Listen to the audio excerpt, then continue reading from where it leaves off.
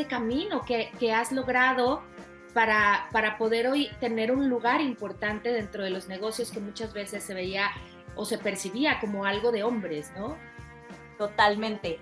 La verdad es que, bueno, muchos sacrificios detrás de eso, de llegar a estas posiciones de liderazgo, que yo creo que cada vez, afortunadamente, yo tengo una niña de 6 años y siento que lo que a ella le va a tocar a futuro es mucho menos de lo que nosotros hemos tenido que sobrellevar. Entonces, pues, muy contenta por ese lado, porque sí veo que las organizaciones están cambiando, sí veo que la sociedad está cambiando y que nosotras mismas estamos cambiando, Pili, porque ahí es donde está el cambio más importante. ¿Qué estamos haciendo nosotros como mujeres para abrirle el camino a otras mujeres y para nosotros también como tumbar esas barreras que tenemos personales de que no podemos y que no somos capaces?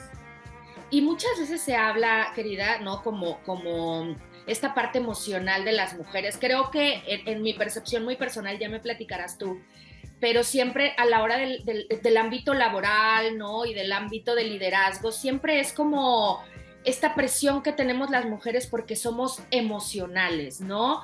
O somatizamos, ¿no? Te enfrentaste, Histéricas. sí, te enfrentaste a este tipo, a estos estereotipos, a este señalamiento, ¿no? Por parte de tus compañeras o compañeros, cuando empezaste a construir este liderazgo. Mira, más que un señalamiento en el tema de la parte emocional de una mujer, una de las cosas que a mí más me impresionó y me pasó en una multinacional fue que yo tenía a mi cargo casi 40 países, o más de 40 países en Latinoamérica, tenía que viajar muchísimo y en una reunión me acuerdo perfectamente una mujer, que dije, no, tengo que ir a Brasil y después tengo que ir a Colombia y tengo que ir después a Venezuela, y su respuesta delante de un comité directivo fue, ¿y tu hija con quién se queda? Y mi respuesta fue, si yo fuera hombre, ¿me estarías preguntando lo mismo? Que es un cuestionamiento muy, muy fuerte. Ahí es cuando muchas veces nos damos cuenta, Pili, que las peores enemigas que tenemos somos nosotras mismas dentro de las organizaciones. Y ahí es donde tiene que salir un poquito el tema de la sororidad a flote. ¿Cómo nos estamos tratando nosotras mismas dentro de las organizaciones? Porque te aseguro que si yo hubiera sido un hombre, jamás en la vida me hubieran preguntado con quién se iba a quedar mi hija durante mis viajes. Absolutamente, querida. Y cómo construyes ya tú en un puesto de liderazgo? Nos compartes al principio que mi hija pueda tener mayores oportunidades gracias a lo que yo estoy haciendo. Pero tú ya en tu puesto de liderazgo, ¿cómo construir esta sororidad para que más mujeres entendamos que hay que apoyarnos? Mira, una de las cosas que a mí me encanta dentro de una organización es poder tener movimientos femeninos. Creo que, aunque eso suena un poco feminista, es la verdad. O sea, tener cuotas dentro de las compañías es odioso, pero sí es necesario en este momento. Cuando estás en cargos de liderazgo, poder tener contrataciones que sean transparentes, en donde tú no te estés fijando si es un hombre o es una mujer, sino que consigas la mejor persona para el cargo, pero que además garantices que en esos procesos de selección sí hayan mujeres dentro de los cargos. Yo creo que eso es una de las partes importantes, ayudar a que esas personas que vienen abajo de nosotros, que vemos potencial, hacerles mentoría y que sientan que pueden llegar a futuros cargos directivos. Una de las cosas que he visto, Pili, en mi carrera y que he visto trabajando con mujeres a lo largo de este tiempo, es que muchas veces no nos sentimos adecuadas, no nos sentimos propias para los cargos. Me impresiona ver, por ejemplo, dentro de las organizaciones, yo he trabajado toda la vida en tecnología y en sector financiero, es ver cómo si un cargo tiene 10 requerimientos, si tiene 3, el hombre se postula, si nosotros tenemos 7 y nos faltan 3, las mujeres no se postulan porque sienten que no son adecuadas, cuando en realidad las otras 3 cosas que necesitas para el cargo las puedes aprender en el proceso. Entonces me he dado cuenta que muchas veces ese techo de cemento es nuestro, o sea, donde nosotras somos las que no nos postulamos, las que no nos aventamos a esos cargos. Mucho de eso viene de la educación, de la educación que tuvimos cuando chiquitas. Yo veo mamás, me acuerdo pequeña, ver mamás que tenían un niño y el niño se montaba en una silla y le decían, aviéntate, pero si era la niña, cuidado, te caes, ten cuidado, te vas a golpear, te vas a lastimar. Y eso mismo pasa a los 20, a los 30, pues si te criaron con esa filosofía de ten cuidado, no te arriesgues, no te salgas de tu zona de confort, nunca vas a estar en esa posición para poder tener cosas nuevas o para poder crecer dentro de estas compañías y poder mejorar tu cargo, ir cambiando de posiciones. y también platicando con mujeres acá, me llama mucho la atención porque justo esto que me comentas sobre que nosotras mismas somos las que nos ponemos este techo de cemento, ya no de cristal, de cemento, es cierto, pero también a veces está este deseo genuino, ¿no? De a lo mejor no descuidar nuestra vida personal o a lo mejor tener una pareja. Y muchas veces el ser una mujer de liderazgo asusta, por usar una palabra, a los hombres, ¿no? Porque además de que estás guapísima, eres una mujer, sí, líder en los negocios, una de las 100 mujeres más poderosas, ya de entrada creo que les asusta la palabra poderosa, ya ni van a preguntar en qué, ¿no? Entonces, sí, ¿cómo lidias con esto? ¿Cuál ha sido tu camino en esto? Mira, el balance vida personal laboral es algo que uno aprende, yo, como decimos en Colombia, lo aprendí a los trancazos o los golpes. Sí, a mí la pandemia me vino a enseñar que lo realmente importante en la vida es tu familia, o sea, y la gente que te rodea. O sea, definitivamente nos dimos cuenta que somos tan frágiles, que la vida te puede cambiar en un segundo, que la importancia dentro de tu mundo sí la tienes que balancear. O sea, está bien que trabajes, está bien que te dediques a una compañía, está bien que te dediques a temas externos, pero nunca poder descuidar a la familia. Y ahí mi gran consejo siempre será organizarse, organizarse, organizarse. Hoy en día es muy fácil organizarse con la tecnología y cuando tú logras organizarte y aprender a tener límites, que yo creo que eso es una de las cosas que nos pasa a las mujeres. Hay un dicho en México que a mí me fascina, que es, me dejé ir como gorda en tobogán, o sea, creo que no hay nada más visual en la vida que eso. Es efectivamente eso, hay veces nos desbocamos y nos enfocamos y no tenemos límites y no sabemos parar. Entonces, esos serían como mis dos grandes consejos, aprender a organizarse y a aprender a saber decir no, y a tener límites y a parar. ¿Cuál ha sido el obstáculo más grande que has encontrado en estos casi 20 años de carrera en el marketing que pudieras compartirnos? Tal vez allá afuera nos está escuchando alguien que está viviendo exactamente lo mismo. Mira, Pili, te voy a contar un tema muy personal. La vida, la gente lo ve a uno en Instagram o lo ven en las revistas o lo ven en estos rankings que hay a nivel mundial o ganándose premios, pero las conversaciones incómodas no son lo común. Y no son lo común entre las mujeres, porque siempre queremos mostrar esa cara de mujer súper poderosa o de súper mujer o de súper mamá. Yo creo que una de las cosas más duras que me ha pasado a mí en la vida es un tema de acoso laboral, o lo que se llama, o lo que muchas veces la gente conoce como moving. Eh, y yo no lo podía creer, porque no fue hace muchos años, fue hace muy poco, en donde tuve un jefe, no digamos si mujer o hombre, en donde sufrí yo de acoso laboral. Yo decía, no puede ser, encargo directivo en una compañía con un manejo de gente, con unas responsabilidades altísimas y sentir que estaba siendo acosada. Yo decía, esto no me puede estar pasando, esto en mi mundo no pasa. Y resulta que sí pasa. Y resulta que sí es posible que estés en esa situación. Entonces, haber aceptado esa situación y tener herramientas para poder salir de ahí, yo creo que es lo más duro que me ha pasado a mí en la vida, en temas laborales.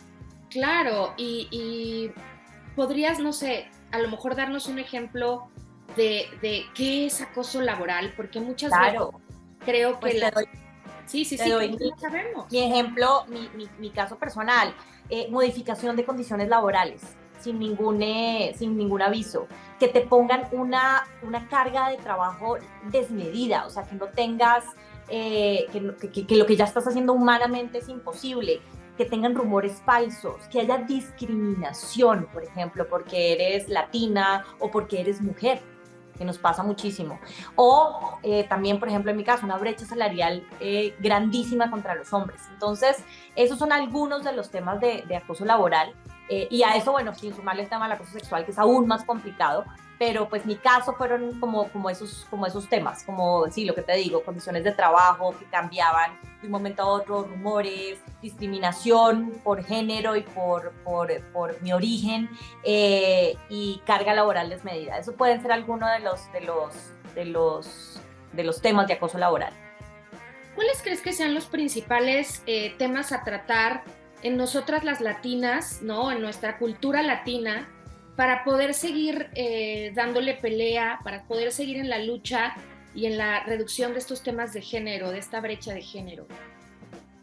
Pili, yo creo que uno de los grandes problemas que tenemos es como sociedad, como latinas, porque ya aquí estamos hablando de la cultura que va de lado a lado en Latinoamérica, es que venimos de una sociedad que es muy machista, en donde las mujeres decidimos y fue decisión propia, encargarnos no solamente de cosas de la casa, más las del trabajo, y en realidad no podemos con todo. O sea, genuinamente no podemos con todo. Aquí toca levantar la mano, pedir ayuda y entender que cuando tú tienes una familia, la carga laboral y la carga familiar tiene que repartirse entre las dos personas. Si no, genuinamente esto es absolutamente imposible. Entonces yo creo que ese es uno de los grandes problemas que tenemos, es un tema social, más que un tema de compañías, es un tema social, de cómo nosotros como mujeres nos organizamos internamente dentro de nuestros hogares.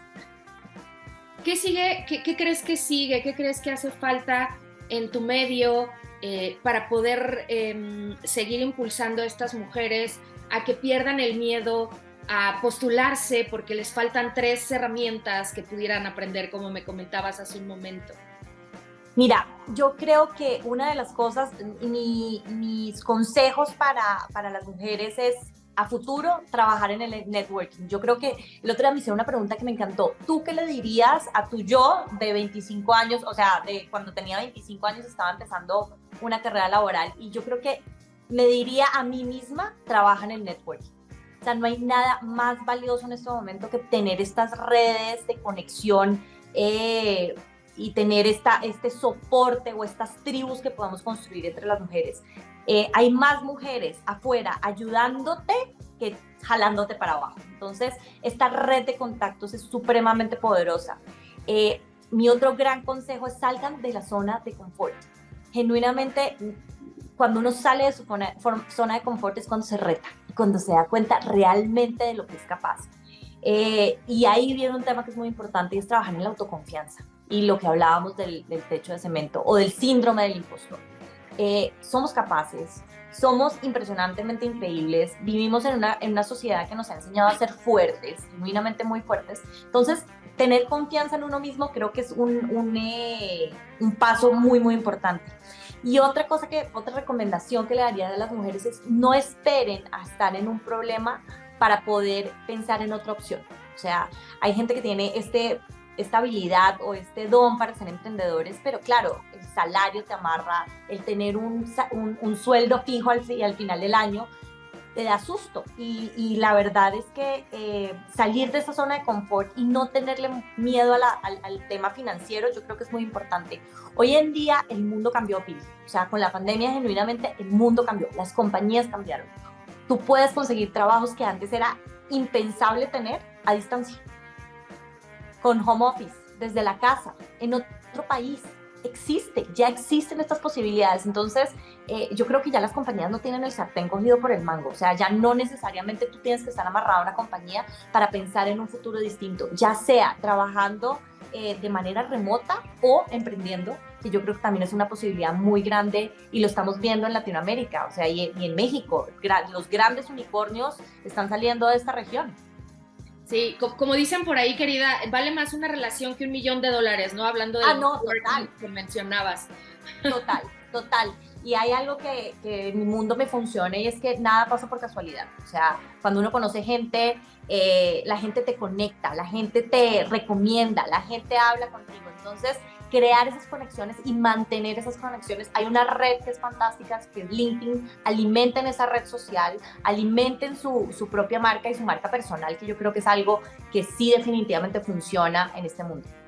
Ya por último, querida Catalina, comparte con nosotros. Sé que es una pregunta difícil porque es difícil hablar bien de uno a veces, pero me gustaría que me compartieras 2 de tus herramientas que creas que te hayan llevado a poder lograr estar hoy considerada como una de las 100 mujeres más poderosas en los negocios.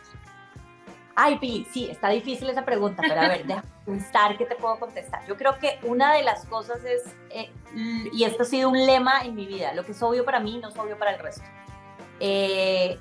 Los obvios no existen. Entonces, cuando tú estás hablando con alguien o estás teniendo una conversación, ya sea de negocios, familiar, el obvio no es un obvio. Entonces, creo que ese es uno de mis mantras de vida y de trabajo. Y tal vez la otra es que cada vez que presenten un proyecto, cada vez que tengan algo que necesite aprobación, pensar quién es el interlocutor del otro lado, o sea, ¿a quién le estás hablando?